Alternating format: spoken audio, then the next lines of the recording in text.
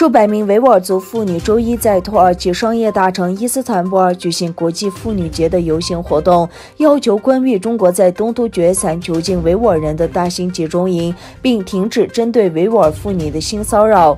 这些维吾尔族妇女沿着伊斯坦布尔海峡的岸边游行，在距离中国驻伊斯坦布尔领事馆数百米的地方驻足。他们朝着领事馆高喊“停止种族灭绝与关闭集中营”的口号。游行队伍里高举一张海报，写着“强暴是反人类罪”，说的是东突厥散集中营内发生有系统性的强暴维吾尔族妇女，并强制维吾尔妇女绝育。在试图寻找失踪家属信息的生活在土耳其的维吾尔人，在中国驻伊斯坦布尔领事馆前抗议数月，目前已扩展到德国、美国、加拿大、荷兰、比利时、法国、日本和澳大利亚。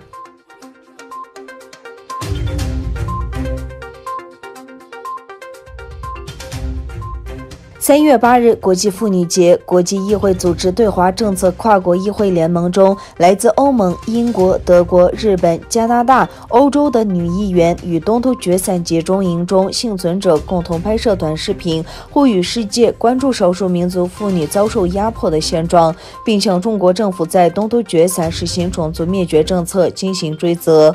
欧洲议会外交事务委员会委员列斯曼称，今年的国际妇女节，请跟我们一起关注东突厥散维吾尔族及其他少数民族妇女，坚持支持他们争取利益。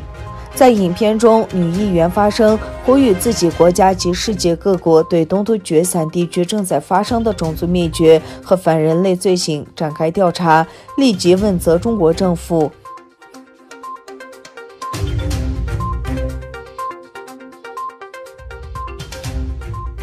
台湾总统蔡英文星期一在基隆分别视察了台湾陆军和海军官兵。蔡英文勉强官兵提升作战能力，实现多重下组的战略目标。这次视察正值中国战机近来频繁飞越台湾海峡。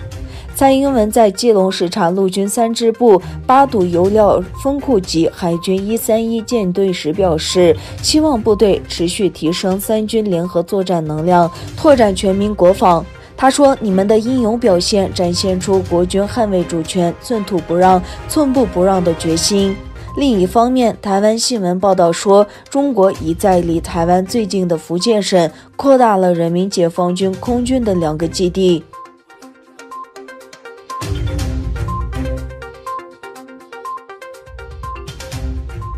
据《纽约时报》报道，拜登政府近期正准备对俄罗斯动手，预计将对俄发动一系列秘密网络攻击。去年年底，美国指责来自俄罗斯的电脑黑客侵入了多个美国政府部门和私人的电脑系统，从而引发重大网络安全担忧。报道还称，拜登政府此时还面临着新一波的中国黑客攻击，而下一步是否要针对中国采取行动，目前存疑。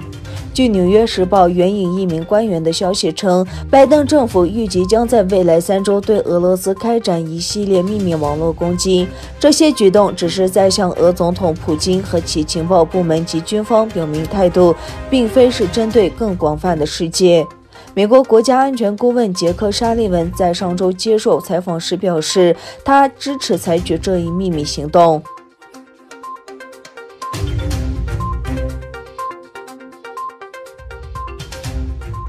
美国高级官员当地时间周一表示，拜登政府将给予居住在美国的委内瑞拉移民临时保护身份。美国政府言人指出，国土安全部已经决定向当前身处美国的委内瑞拉公民提供临时避难人员身份。